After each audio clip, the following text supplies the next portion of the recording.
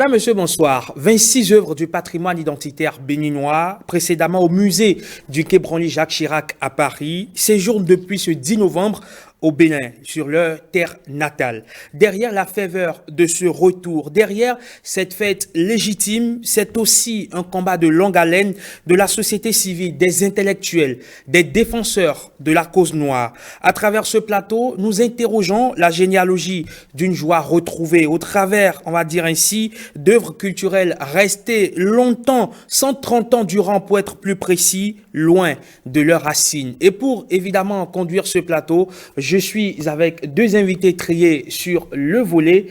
Louis-Georges Tin, il est le Premier ministre de l'État de la diaspora africaine. Bonjour et bienvenue. Bonjour, merci de votre accueil. Comment allez-vous? Très bien, merci. Quand on est au Bénin, on est bien. N'est-ce pas? Et quand on parle de l'État de la diaspora africaine, c'est quoi déjà? Alors, c'est un État qui a été lancé lors d'un sommet de l'Union africaine il y a 3 ans, qui a pour but de renforcer l'Afrique par la diaspora, et la diaspora par l'Afrique, parce que la diaspora, c'est 350 millions d'afro-descendants, et qui sont là pour être actifs.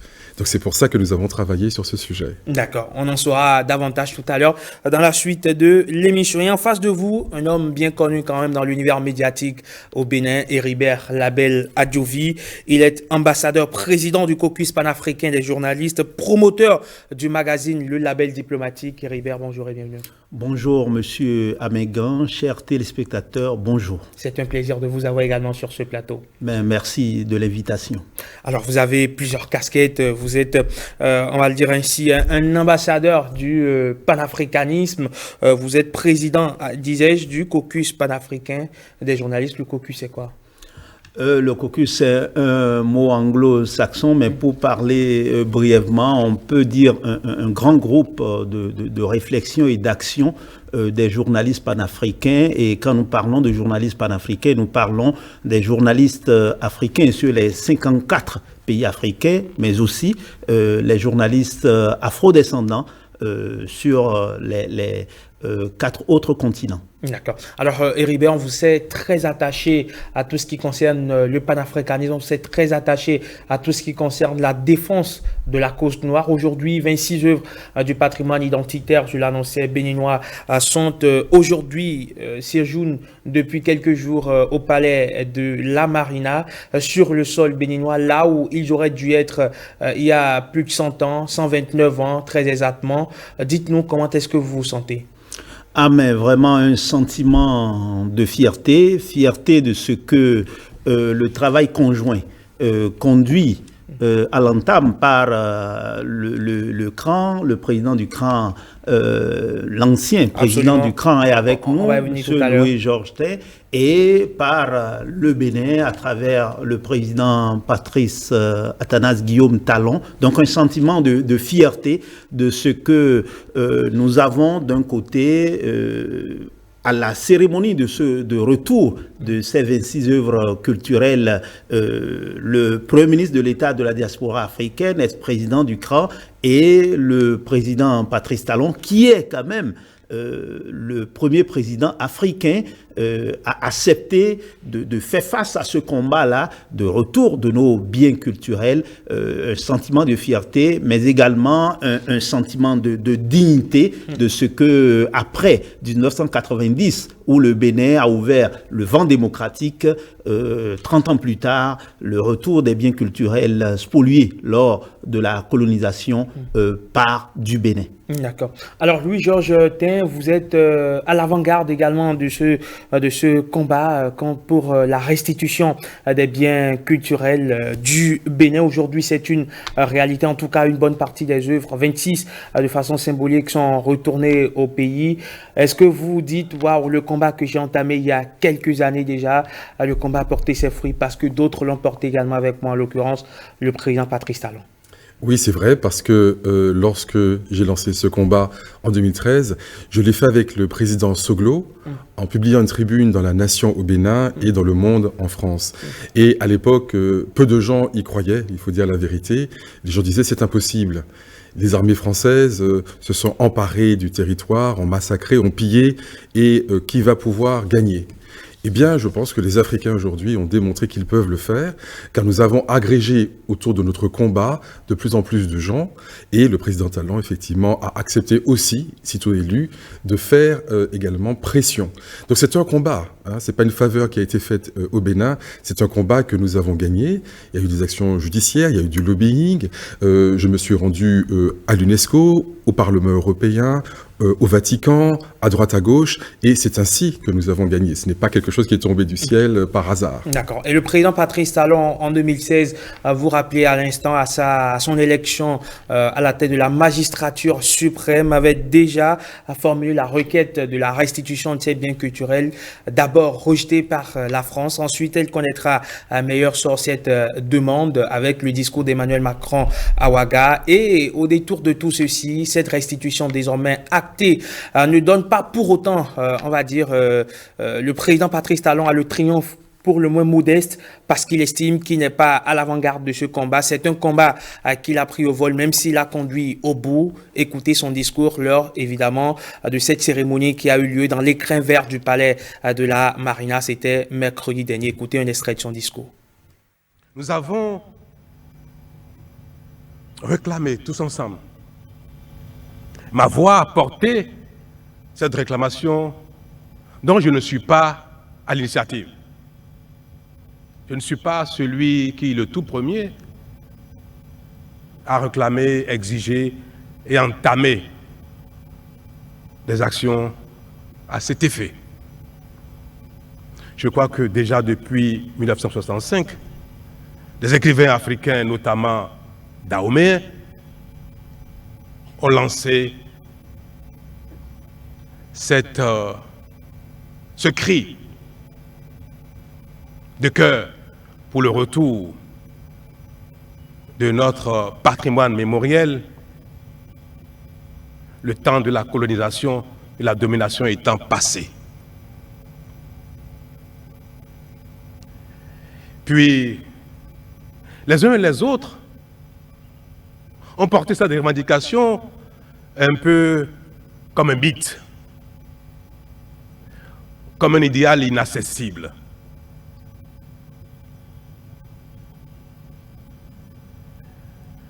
Et en 2016, à l'entrée dans la charge que m'a confiée le peuple béninois,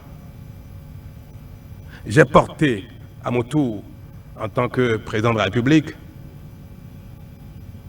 cette requête. Alors, Louis-Georges Tin, vous voyez le chef de l'État Patrice Talon qui a retracé l'historique de ce combat depuis les années 60, disait-il, les premiers intellectuels africains qui avaient déjà commencé par mener la réflexion. Oui, et c'est très important parce que beaucoup de gens ont l'impression que l'histoire a commencé lorsque M. Macron a fait son discours à Ouagadougou. En réalité, il y a bien des étapes avant. Et c'est bien normal. Je pense que dès que les objets ont été volés, il y a des gens pour dire, mais halte voleur. Donc j'ai envie de dire, dès le 19e siècle, les premières victimes étaient les premières personnes à réclamer justice. Donc nous nous inscrivons dans un combat long, dans une histoire longue.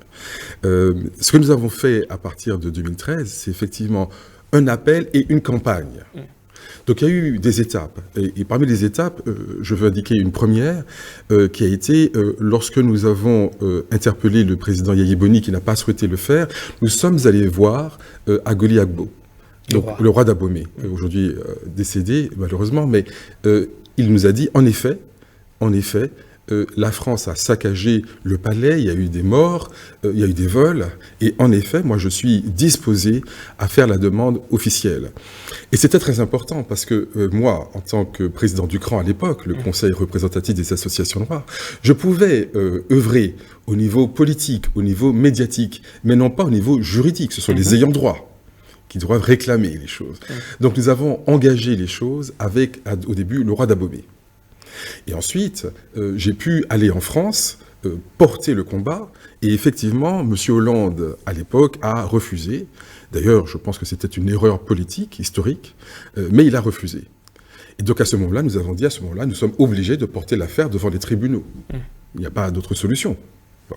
Je dois dire qu'il était assez choqué, mais je pense que la justice, ça se règle devant les tribunaux, et ce n'est pas parce qu'on est Monsieur le Président de la République française qu'on ne peut pas être aussi justiciable.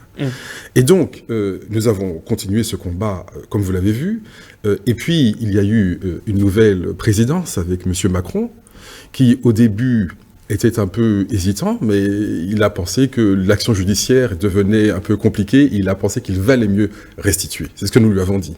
Il vaut mieux restituer parce que si l'action judiciaire réussit, nous serons contents.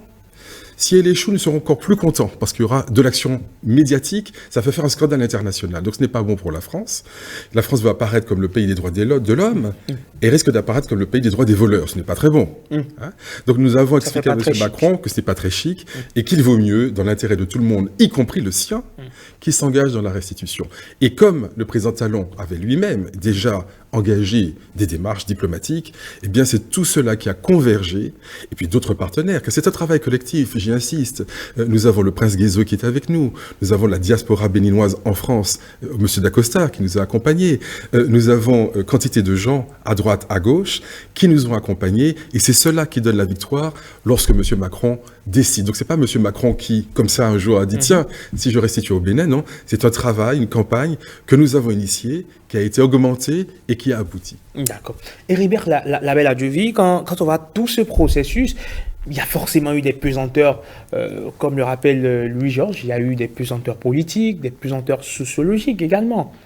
Absolument. Et vous devez comprendre à travers tout ce qui se dit, que ce soit le message, le discours du chef de l'État à l'occasion du retour de ces 26 œuvres culturelles, que ce soit ce que nous venons d'entendre de la part du Premier ministre de l'État de la diaspora africaine. Vous comprenez bien que Paris est dans une position un peu compliqué, parce que nous parlons d'œuvres culturelles, mais derrière ces œuvres, reconnaître que ces œuvres appartiennent aux anciennes colonies, c'est reconnaître également l'histoire qui se retrouve derrière ces œuvres, parce que ces œuvres, on n'est pas venu la nuit pour les voler, parce que là on parle simplement de voleurs, mais c'est en plein jour, et donc des batailles ont eu lieu, il y a eu des exactions, et donc restituer ces œuvres au-delà, c'est également parler de tout ce qui entoure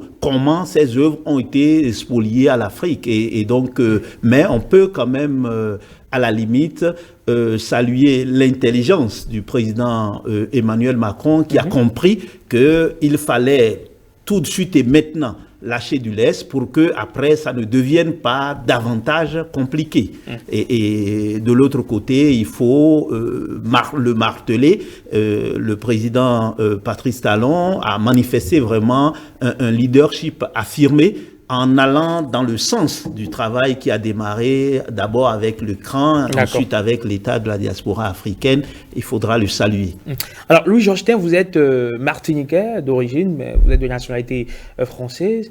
Pourquoi avez-vous décidé de porter ce combat? Est-ce par souci d'une quête identitaire? Pourquoi? Je dirais que la quête, en l'occurrence, est une quête de justice. En effet, je suis martiniquais. Les Martiniquais viennent du Bénin, puisque c'est principalement de là que les esclaves déportés viennent.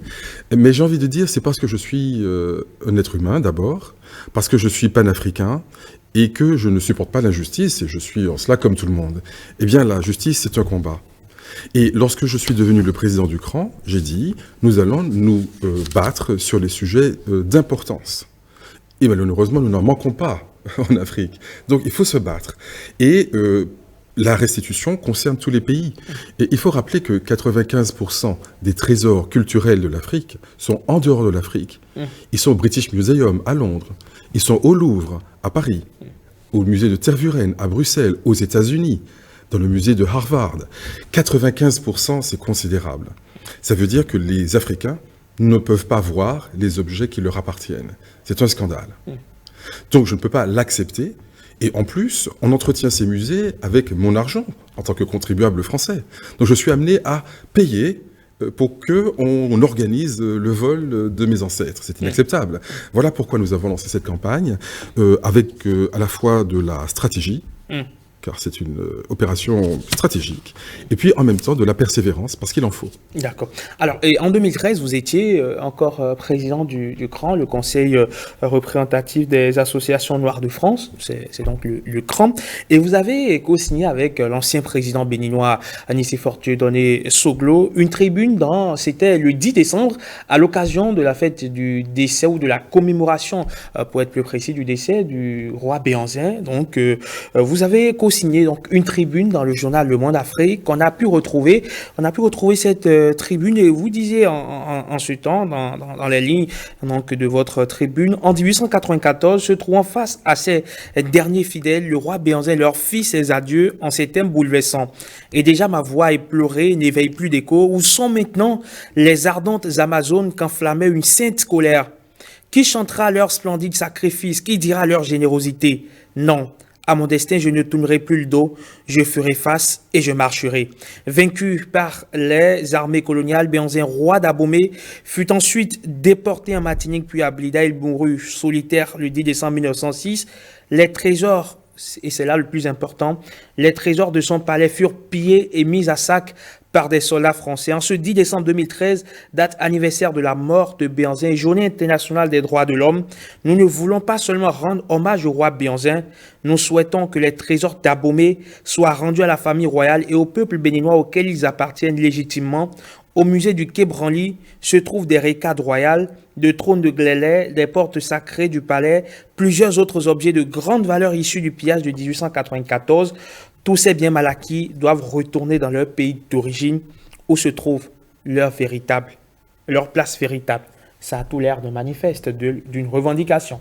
Absolument, et c'est émouvant, la partie où vous rappelez un peu le discours d'adieu de Béhanzin, et aussi émouvant cet article exceptionnel qui a été co-publié par l'ancien président du Bénin, Nicéphore Dieudonné Soglo, et le président du CRAN, en son temps aujourd'hui Premier ministre de l'État de la diaspora africaine, Louis Georgetin. Je pense que cela doit nous amener la victoire actuelle, qui est une victoire de toute l'Afrique, mais d'abord une victoire du Bénin et de tous les acteurs de cette cause, à se dire impossible n'est pas africain.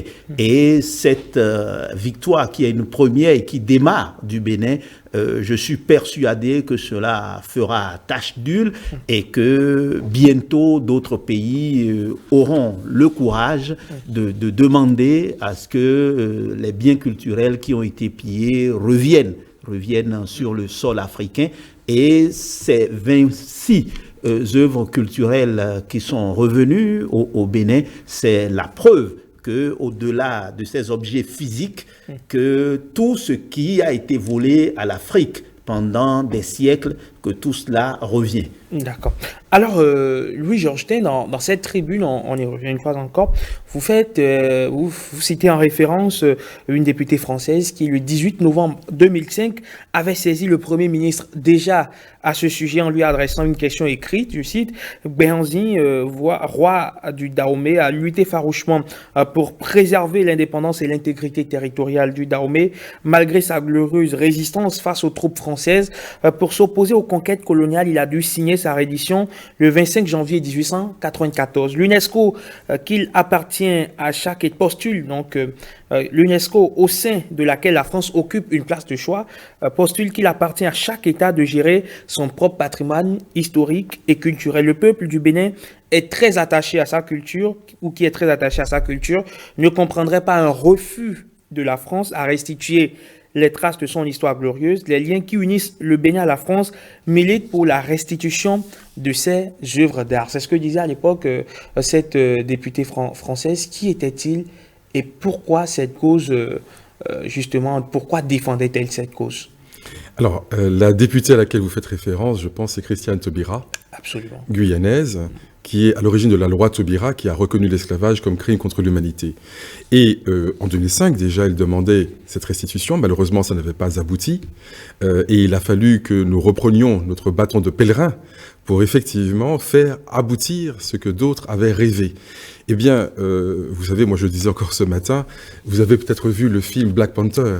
Absolument. Vous vous rappelez sans doute cette scène culte où on voit Killmonger devant la vitrine dans le musée de Londres et qui prend l'objet. On lui dit mais c'est pas à vendre. Il dit mais vous l'avez acheté peut-être. Il part avec. Ouais. Alors ça c'est une scène culte. Et moi quand j'ai vu ce film, je me dis mais c'est ma vie qu'ils sont en train de raconter.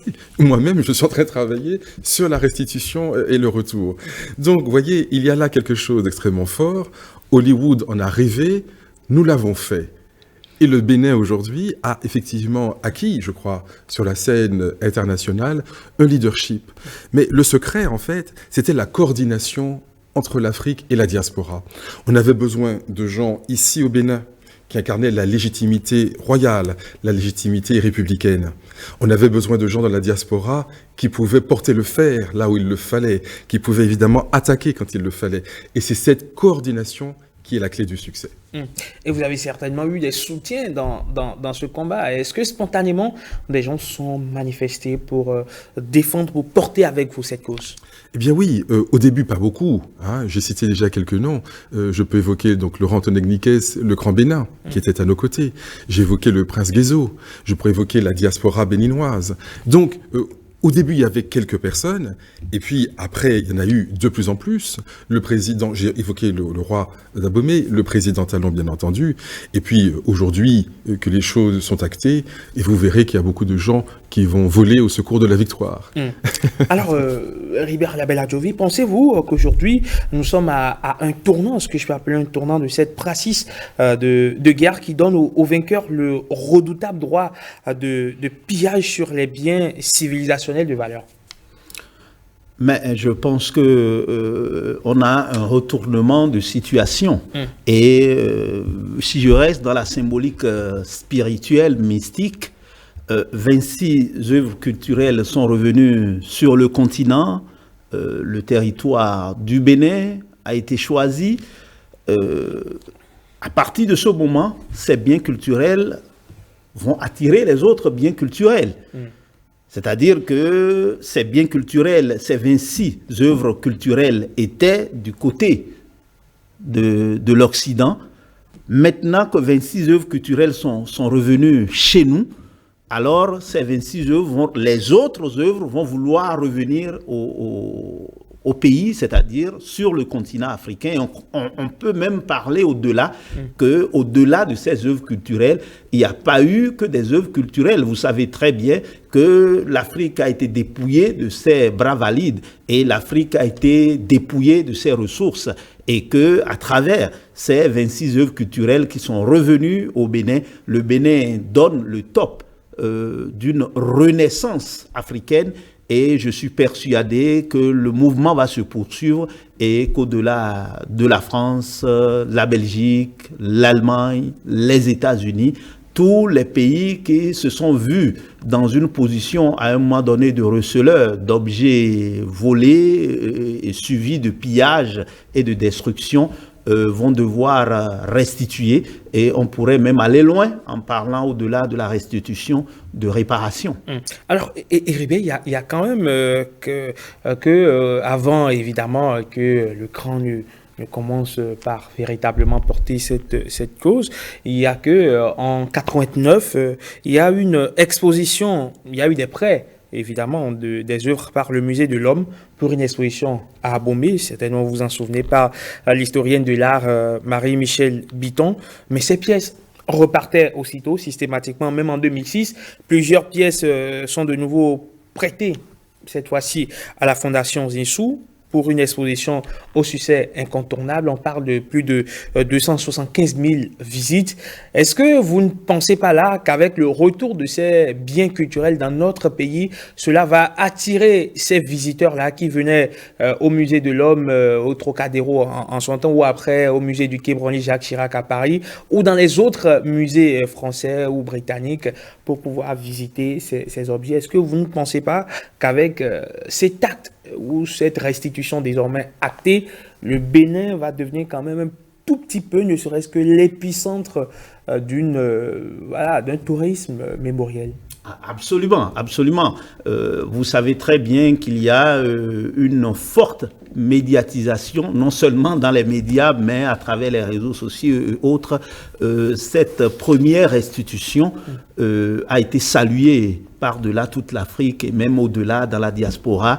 Et donc, si ces œuvres culturelles pendant plus de 100 ans, 129 ans, vous en parlez il y a un instant, ont servi à renflouer les caisses au niveau des métropoles, comme on a l'habitude de dire, il n'y a aucun doute qu'au-delà de l'exposition qui aura lieu à partir du 15 janvier, je crois.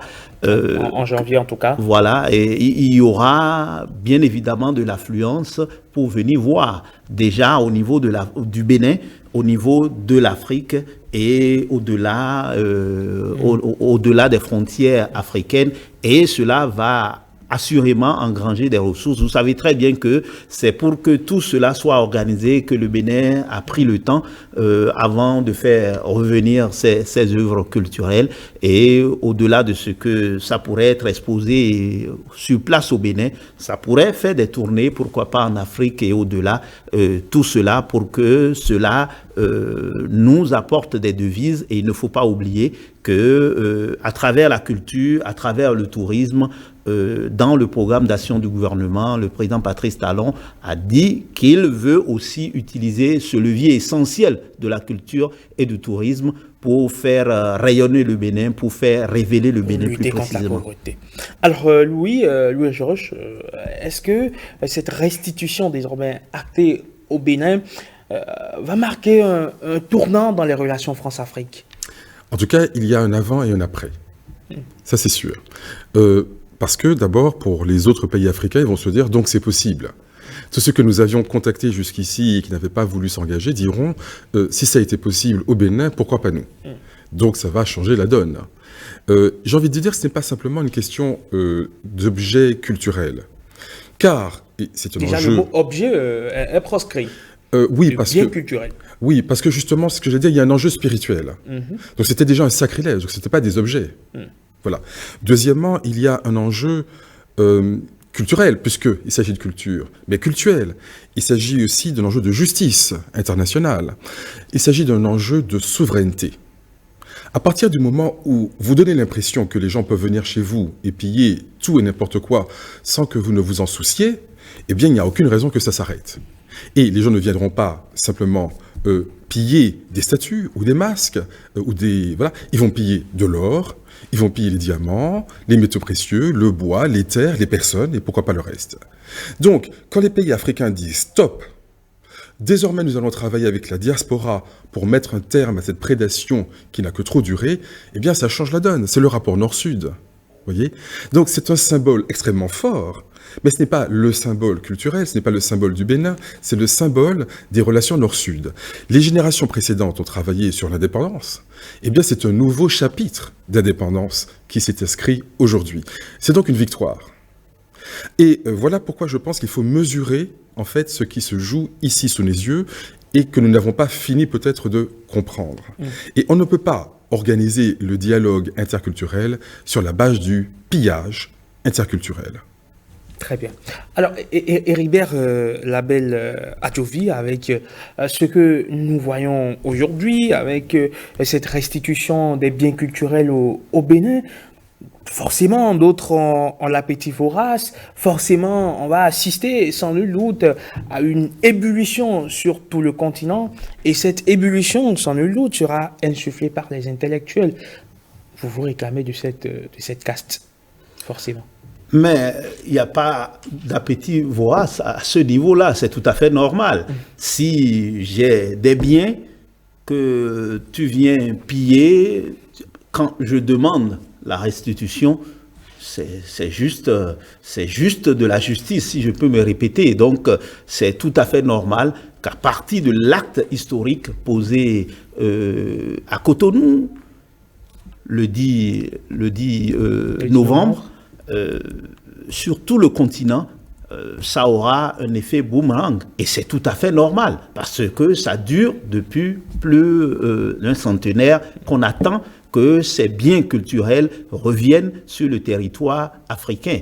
Et dans ce cadre-là, le Bénin peut être fier de ce que, à partir une fois de son territoire, une nouvelle histoire de renaissance de l'Afrique prend corps. Et c'est tout à l'honneur du Bénin. Et comme le disait il y a un instant le Premier ministre de l'État de la diaspora africaine, le président Patrice Talon, ayant saisi cette opportunité qui consistait vraiment à réclamer ce qui nous est dû, à montrer qu'il manifeste là un leadership panafricain. Et je pense qu'on ne peut que le saluer. Donc, c'est le contraire qui devrait être surprenant. Il va y avoir beaucoup de demandes de biens culturels. Il y en a déjà quelques-uns de la part d'un certain nombre de pays, mais c'est sûr que les pays qui étaient à la traîne, si je peux m'exprimer ainsi, excusez du peu, vont prendre le train en marche. Alors, Louis-Georges, à tous les coups, on remarque que les intellectuels ont joué leur partition. Quand on a parlé des indépendances en 1960, il y a également eu cette effervescence-là au plan littéraire, mais également au plan politique. Aujourd'hui, on parle de restitution des biens culturels. On se rend compte qu'à l'origine, il y a aussi les intellectuels. Est-ce qu'on peut dire au commencement sont les intellectuels? Je ne dirais pas cela. Je suis moi-même un intellectuel, mais je ne dis pas que les intellectuels sont le commencement de toute chose, ça serait un peu prétentieux. Je pense que lorsque le peuple est lui-même affecté, il est le premier à réagir. Les intellectuels n'en sont qu'une partie, mais lorsque au Bénin ou ailleurs, les gens ont été agressés, eh bien ils ont résisté. Ils ne se sont pas laissés attraper comme des moutons. Il y a des héros nationaux qu'on ne célèbre pas assez, et ce sont ces premières personnes qu'il faut saluer. Ce sont les résistants africains. Voilà, ils se sont levés, ils se sont battus. Certains ont gagné, d'autres ont été tués, etc. C'est eux d'abord qui ont fait le combat, parce que mais c'est normal. On vient les attaquer, c'est eux qui se défendent. Et après, chaque génération a joué son rôle, en fait. Nous arrivions en bout de course, mais nous mettions nos pas dans ceux de nos prédécesseurs, et puis d'autres vont continuer le combat. Donc, nous sommes un maillon d'une chaîne. Alors évidemment, il y a des ruptures, si vous voulez, il y a parfois des choses qui ont un rôle important, mais le président Talon a dit lui-même qu'il n'était pas l'initiateur, et il m'a dit, bien sûr, vous étiez l'initiateur, et je lui ai dit, monsieur Talon, je ne suis pas l'initiateur, je suis le continuateur, mais ne me remerciez pas. Signons un accord de coopération. Car c'est cela qui est important au fond. C'est pas tellement de se... Alors on se congratule parce qu'on est content, c'est normal. Mais il faut surtout s'entraider. Donc des accords de coopération, c'est ce que nous signons avec des États comme le Libéria, comme la Mauritanie, comme le Congo, parce que c'est ainsi qu'on arrivera. Voyez donc, cette complémentarité entre Afrique et diaspora, c'est important. Mais c'est ce que fait la Chine avec sa diaspora. Il y a des Chinatowns dans le monde entier qui sont les ambassadeurs. Chaque Chinois est un ambassadeur de la Chine. Et même que les gens ne sont pas d'accord politiquement, croyez-moi, dès qu'on parle business, ils sont ensemble. Regardez la diaspora d'Israël dans le monde entier. Regardez la diaspora libanaise dans le monde entier. Et donc, un pays qui se prive de sa diaspora est un pays qui n'est pas stratège. L'Afrique a 350 millions d'afrodescendants. Rien qu'au Brésil, 100 millions. Et donc, ce sont des gens qui ne demandent pas mieux que de travailler avec leurs frères. Mais il faut créer les connexions. Eh bien, c'est pour ça que nous avons l'état de la diaspora africaine. Et je disais au président Talon, si nous avons réussi ensemble à faire cela que tout le monde jugeait infaisable, bien, imaginez-vous tout ce que nous pourrions faire encore sur tous les terrains, que ce soit l'économie, l'agriculture, la santé, le développement, la conquête de l'espace. Tout cela, nous pouvons faire 1000 fois plus. Simplement, nous devons nous mettre autour d'une table, écrire les conditions de l'accord de coopération. Nous ne demandons jamais d'argent, nous apportons des ressources. Et quand la diaspora revient au pays, nous arrivons les mains remplies de cadeaux. Mais ce n'est pas des cadeaux qu'on a achetés chez Louis Vuitton et du champagne, c'est pas ça. Nous avons des cadeaux qui sont les cadeaux qui nous appartenaient de droit. Eh bien, il y a bien d'autres choses que nous pouvons apporter. J'en veux dire, ce n'est qu'un début. Alors, aujourd'hui, on parle du mouvement panafricaniste. Ribert Labelle a deux vies. On a l'impression que la terminologie a été quelque peu galvaudée pour peu qu'on porte un combat où qu'on ait une voix anti-français. On se réclame panafricaniste. Est-ce que c'est ça? Est-ce que c'est cela? Non, je ne pense pas que ce soit ça. Et aujourd'hui, si l'on parle aujourd'hui de l'état de la diaspora africaine, cela est parti. Le Premier ministre de l'État de la diaspora africaine en parlait il y a un instant, de l'Union africaine elle-même, qui a estimé qu'au-delà des 5 régions que nous avons, qu'il y a une 6e région constituée de tous les Africains qui sont hors du continent, y compris la diaspora historique. Et donc, le combat que nous avons aujourd'hui, c'est vraiment travailler à ce que, au-delà des coopérations, nous avons, on parle aujourd'hui d'Afrique-France, ça date de longtemps, mais Afrique-Chine, Afrique, comment on appelle, Japon, Afrique-Russie, ainsi de suite. Mais il va falloir qu'il y ait une reconnexion entre l'Afrique et sa diaspora, pour ne pas dire ses diasporas. Et je pense que ceux qui veulent travailler pour que l'Afrique soit repositionnée dans le concert des nations, on ne peut que saluer, même s'il y a diversité de combats. L'essentiel, c'est que tous ces combats-là mènent à ce que l'Afrique reprenne sa place. Et l'Afrique a les moyens de reprendre sa place aujourd'hui dans le concert des nations parce que nous avons la population pour, d'ici 2025, on pourrait parler d'une population d'au-delà du milliard. Et nous avons les ressources minières qu'il faut, on les a pillées suffisamment, mais c'est comme si plus on en pille, plus ça s'augmente encore. Nous avons aujourd'hui une jeunesse qualifiée, donc des ressources humaines qualifiées. Et alors, qu'est-ce qui nous reste? Travailler de concert entre les Africains à l'intérieur du continent et les Africains de la diaspora pour construire vraiment une communauté de destin pour que, ensemble, l'Afrique de l'intérieur comme l'Afrique de l'extérieur, nous arrivons à changer la donne. Et les moyens sont là pour. D'accord. Alors, quand on regarde un peu le symbole que représente ou la symbolique de cette restitution des œuvres au Bénin, on se rend compte que loin d'être resté les bras croisés à attendre un geste de bienveillance de la France, le Bénin s'est montré pragmatique en faisant du sujet de restitution un enjeu de développement, on va dire en inscrivant ses revendications dans un cadre plus global. Le Bénin allait très vite en déclinant justement des objectifs, justement en termes de promotion du tourisme, de promotion du patrimoine et tout le reste. Et justement en n'allant pas forcément à l'assaut sable au clair, sable au clair, voilà, j'y arrive, sabre au clair, en faisant du bruit, en déracinant les arbres, en demandant à la France, rendez-nous notre bien, mais de façon diplomatique, mais de façon vraiment subtile, a pu obtenir ce qui lui était de droit. Est-ce que vous ne pensez pas que ça doit être la nouvelle formule aujourd'hui en termes de coopération Nord-Sud? Écoutez, c'est un petit peu comme dans les films américains. Vous savez, dans les films de policiers, il y a toujours le good cop, bad cop. Eh bien, il y a eu un partage des tâches. Le gouvernement béninois est resté dans son rôle diplomatique. Et moi-même, j'étais dans un autre rôle. Et je pouvais dire des choses parfois qu'on ne pouvait pas dire. Je peux faire une action judiciaire contre la France, que le Bénin ne peut pas faire, ça ne se fait pas. Donc il y a une complémentarité, c'est de ça que je parle, mais le combat reste un combat. Certes, c'est un dialogue, mais même une action judiciaire est un dialogue. Mais c'est un dialogue avec des formes très particulières. Et donc, nous devons nous faire respecter. Le respect, ce n'est pas quelque chose de naturel, malheureusement. Donc, il faut engager un bras de fer, qu'on le veuille ou non. Et je voudrais vous raconter une anecdote, parce que ce n'est pas quelque chose qui doit rester dans le secret des diplomaties ou dans les musées des spécialistes. Quand je suis venu ici la dernière fois, j'ai rencontré dans la rue un jeune homme qui m'interrompt en disant « Mais je vous ai vu à la télé l'autre jour, c'est pas vous qui parliez de restitution, quelque chose comme ça ?» Je dis « Oui, c'est moi. » Et il me dit « Mais vous croyez vraiment que ça va arriver ?»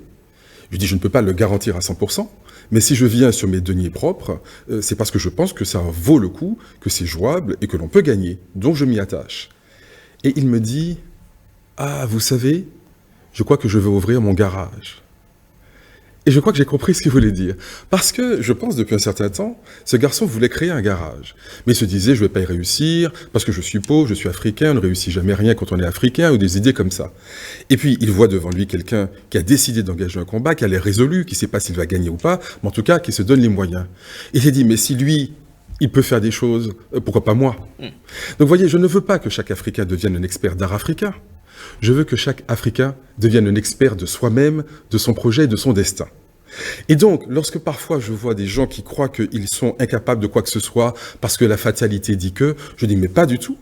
Nous avons une histoire de vainqueurs, de soldats, de héros, héroïnes également, et nous avons quantité de batailles à notre actif. En voilà une de plus. Simplement, la seule défaite, c'est quand on croit qu'on va perdre. Mais quand vous pensez que vous allez gagner, vous avez déjà gagné 50% du combat. Et donc, le message, au-delà de ces biens, le message, c'est un message de pouvoir. Que les Africains et les Africaines comprennent qu'il est en leur pouvoir de changer leurs vies individuelles, de changer les choses au niveau collectif, et que nous ne sommes pas incapables, nous avons à notre actif des victoires extraordinaires. Et c'est ce que ce garçon avait compris. Et quand j'ai vu les étoiles dans ses yeux, et qu'il m'a parlé de son garage, je me suis dit, c'est pour ça que je me bats. Que si quelqu'un dit, moi je veux faire un projet agricole, eh bien, il faut qu'on se batte pour lui. Si cette personne dit, ben moi je peux peut-être devenir avocat ou ingénieur, eh bien oui, cette personne peut le faire. Si cette personne a la volonté, et si elle se donne les moyens, c'est possible. Donc, comme vous l'avez dit, Monsieur Djovi, impossible n'est pas africain, nous l'avons démontré.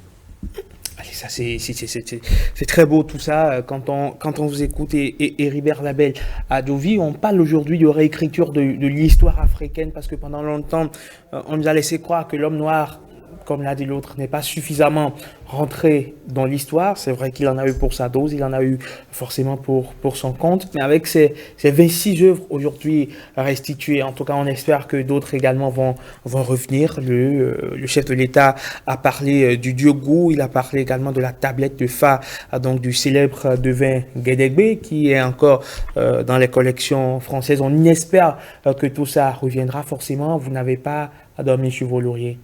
Ah non, je pense que tous les acteurs de ce combat doivent travailler davantage, parce qu'il n'y a pas de victoire sans combat et sans persévérance. Et il ne faut pas croire qu'il est arrivé à la France un beau matin de dire que je laisse ces pays qui étaient mes anciens pays colonisés. C'est parce qu'à un moment donné, et les intellectuels et ceux qui sont allés au combat ont dit, mais nous sommes hommes comme vous, et d'ailleurs nous étions aux premières loges lors des combats, et donc il est question d'aller à l'indépendance, puisque ça a été affirmé lors des guerres mondiales notamment, que l'autodétermination des peuples. Et donc aujourd'hui également ce résultat, ce premier succès que l'Afrique célèbre à travers le Bénin est un pas, et il faut continuer à combattre, il faut continuer la marche, parce que nous ne venons que de commencer, et comme le disait à raison le Premier ministre de l'État de la diaspora africaine, ce n'est pas pour la première fois que l'Afrique a eu des succès.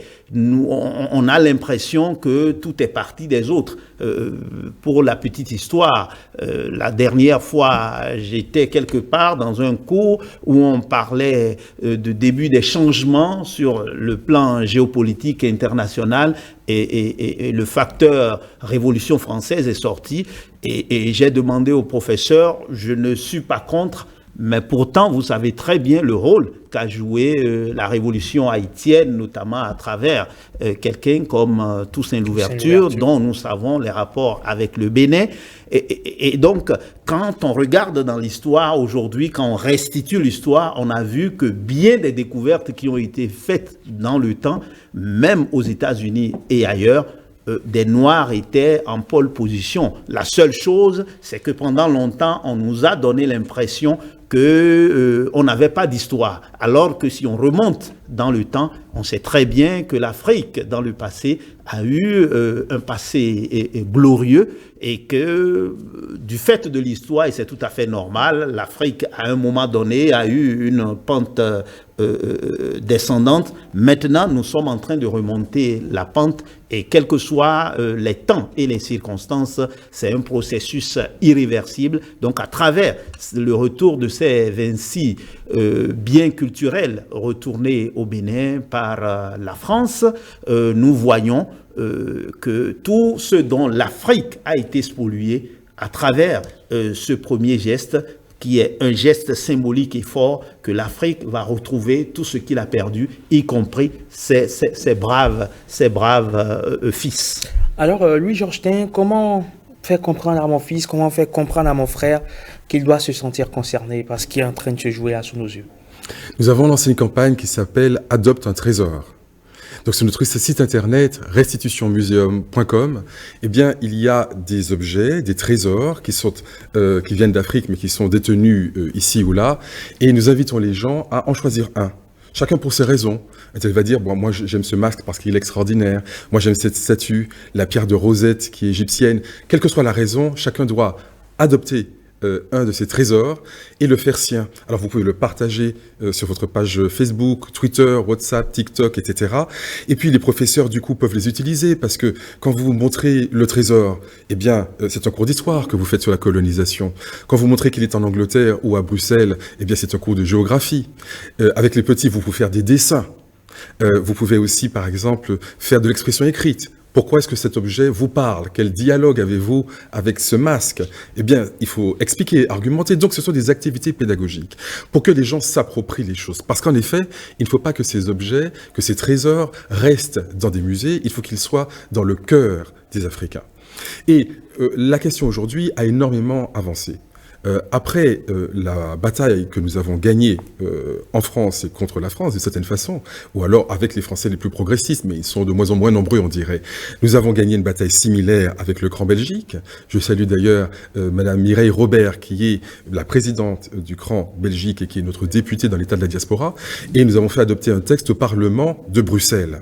Et aujourd'hui, le Congo est en train de récupérer ses trésors. Je dois me rendre sur place d'ailleurs dans 15 jours pour parler de tout cela.